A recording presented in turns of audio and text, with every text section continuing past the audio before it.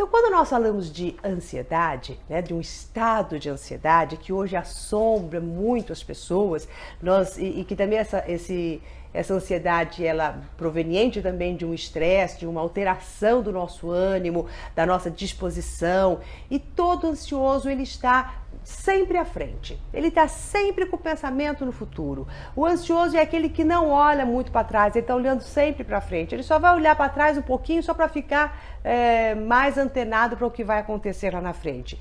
E esse estado de estar sempre à frente gera um descompasso no corpo físico mesmo, o coração acelera, porque é como se você de repente saísse um pouco do seu corpo. Você imagina um corpo sem o espírito ali presente, ele está um pouco mais à frente, então o corpo começa a ter vários sintomas, né? Como o coração começa a bater, pode dar sudorese, a pessoa pode ficar mais cansada, pode às vezes ter alguns tremores, né, de leves ou não, ou a pessoa pode até nem ter esses sintomas se a ansiedade for um pouquinho menor. Quanto maior a ansiedade, maior o nível, o grau de ansiedade, daí é que começam a vir as patologias, como a síndrome do pânico e tudo mais, né? Mas, normalmente, uma pessoa que é ansiosa, mas que não chegou neste nível ainda do pânico, ela tem determinados pensamentos.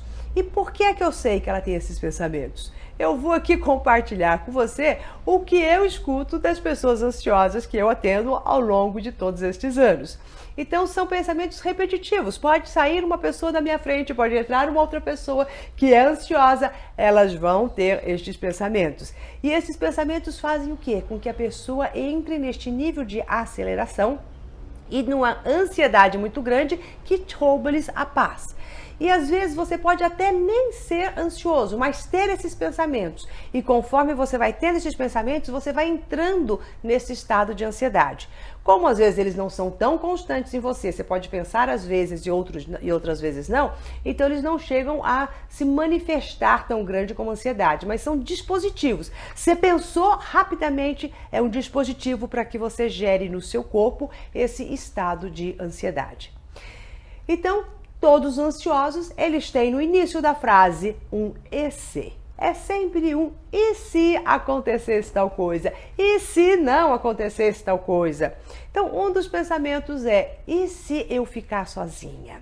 E a pessoa já começa a gerar dentro dela uma ansiedade muito grande. Porque normalmente as pessoas ansiosas, elas têm medo delas mesmas. E com isso gera uma vulnerabilidade, porque quando você fica com medo de si, você não quer se conhecer, você não quer saber direito quais são os seus sentimentos, você quer que a sua cabeça dite tudo o que você tenha que fazer. Não entra em contato com o seu si mesmo. E daí se torna vulnerável. Torna-se tão vulnerável que às vezes a pessoa começa a ficar com medo de ficar sozinha e poder passar mal. Porque se ela passar mal e não tiver ninguém ali para acolhê-la? Então ela começa a gerar muita dependência das pessoas que a cercam. Então não é só o medo de ficar sozinha, assim, não vou me casar, não vou ter ninguém para ficar comigo. É o e se eu ficar sozinha e não tiver ninguém para cuidar de mim no momento em que a minha ansiedade estiver lá em cima? Como é que vai ser? Então essas pessoas dificilmente viajam sozinhas ou querem fazer alguma coisa muito só, porque fica sempre assim, eu não vou dar conta de mim mesma. É como se fosse mesmo um medo muito grande de estar só com elas e não dar conta de estar com elas. Um outro pensamento é, e se der tudo errado? Essa coisa de, o ansioso ele quer prever o futuro de uma tal forma que ele quer garantias de que tudo vai dar certo, que ele vai dar conta de tudo, que no momento exato, tudo aquilo que passou na cabeça dele, ele vai conseguir colocar em prática. Então ele quer, como ele quer antever os problemas, ele já começa a sofrer por problemas que ainda não existem e que provavelmente nem vão chegar a existir. Mas eles ficam nessa, e se der errado? E se não der errado? E de onde vem este pensamento, se der errado ou não, e de querer tanto que as coisas deem certo? De uma autoestima muito baixa. Porque só quem tem uma autoestima muito baixa teme as coisas não darem certo, né? E de repente não dar conta de fazer tudo, porque não consegue perceber o quanto são capazes ou não de fazer as coisas, de realizar as coisas. E às vezes elas se atolam de um monte de coisas para fazer e fazem, nossa, será que eu vou dar conta? Será que eu vou dar conta de fazer tudo isso? Então, além dessa coisa, não sei se vai dar errado, eu quero estimar tudo o que vai acontecer. E de repente são tantas as coisas, são todos os detalhes do e se. Ai, se eu não der conta de tudo isso? Né? É muito interessante. Olha, só de eu ficar falando, né, desse estado de ansiedade, parece que a gente já vai ficando mais ansiosa. Eu acho que eu estou até falando um pouquinho mais rápido do que normalmente eu falo. Acho que eu já estou entrando nessa sintonia. Mas vamos abaixar aqui. E uma outra questão é, e se as coisas piorarem? Então, nessa coisa de eu querer tudo certo, ainda eles temem o pior, porque eles estão sempre no pensamento extremamente negativo. O ansioso, ele não está ansioso porque as coisas boas e legais vão acontecer. Ele está ansioso porque ele está vendo o problema aonde até não existe.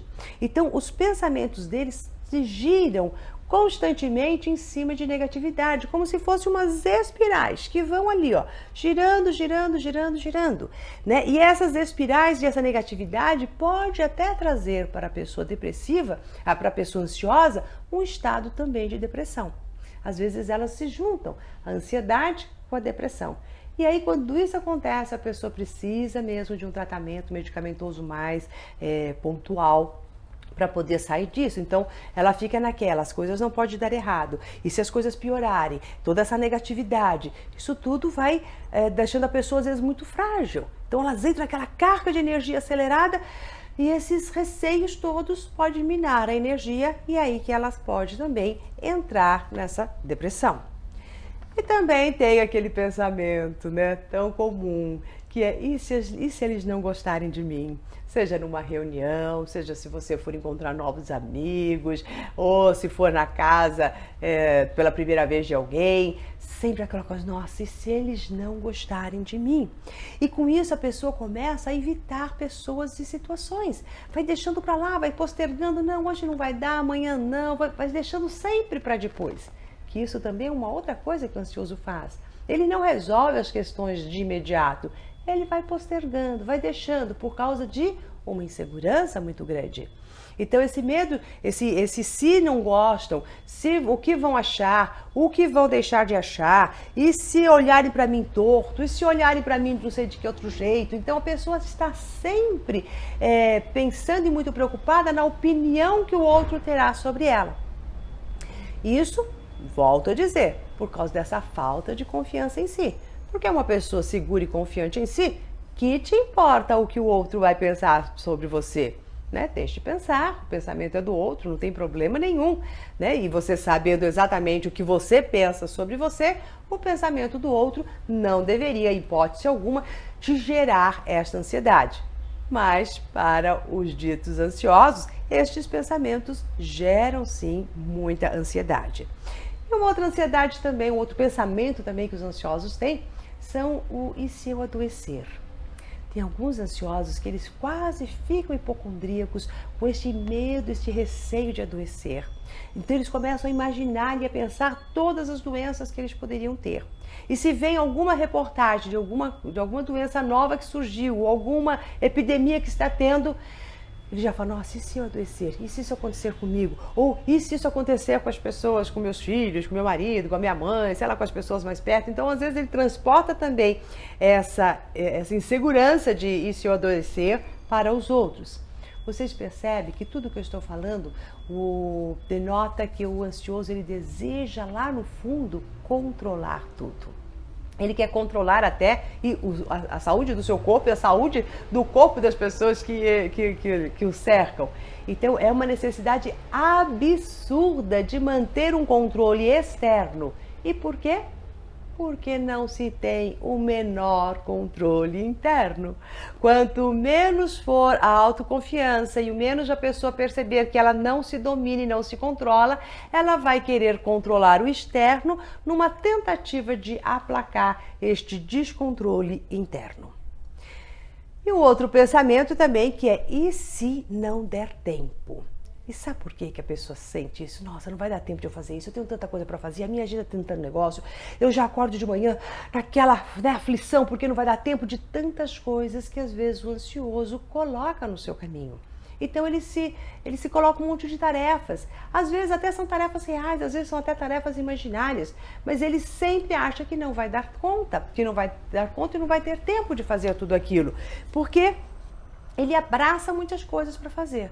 E daí também, para que ele abraça tantas coisas? Por que ele precisa pegar, às vezes, tantas coisas? Então ele fala, não, depois eu te ligo. Fala com o ansioso, ele fala, não, legal, depois eu falo com você. Ah, depois eu mando aquele relatório. Não, não se importa não, que depois eu dou um jeitinho. Ele vai prometendo tanta coisa para tanta gente, que chega no final, ele está extremamente estressado, extremamente ansioso, porque ele realmente não teve tempo e ele realmente não deu conta. E, ai, se alguém se atreve a cobrá-lo, sai de perto quanto antes, porque ele já vai estar tão desesperado dentro de si que é bem capaz de você levar umas palavrinhas meias tortas ou receber toda essa explosão, né? Eu não consigo mais, todo mundo me pede, todo mundo me cobrando, você pensa que eu sou o quê? Que eu sou uma máquina? E pode, às vezes, sair, né, nessa irritabilidade, jogando toda essa irritabilidade para as pessoas que te cercam. E tem, né, também um outro pensamento e se eu for para o outro lado? E se eu for para o outro lado é justamente devido a ele se arranjar de tantas coisas que ele vai sempre querer procurar soluções. Tem uma coisa legal, porque a cabeça dele está sempre no IC, acontecer alguma coisa, e também deixa eu procurar soluções para essas coisas, tem esse lado positivo. Mas na hora dele ir, ao invés dele ir e realizar exatamente o que ele tem para fazer, é como se ele fosse pegando as bordas. Sabe? Ele vai nas tangentes, vai rodeando as tangentes, vai até ampliando mais essas tangentes e o miolinho mesmo, o foco central do problema, ele acaba postergando e acaba deixando para depois. Então eles são às vezes até um pouco prolixos na maneira de resolução dos seus problemas. Por mais que se você olhar para um deles, eles estão antenados, estão agitados, estão olhando para um lado para o outro, pega uma coisa, pega outra para fazer, começa algo, não termina, começa outra coisa também, começa a virar um caos, uma bagunça esta cabeça deles. Né? E eles não vão direto no trabalho, no ponto que tem que ser.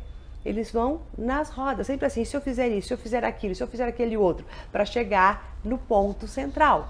É como se eles fossem fugitivos do problema.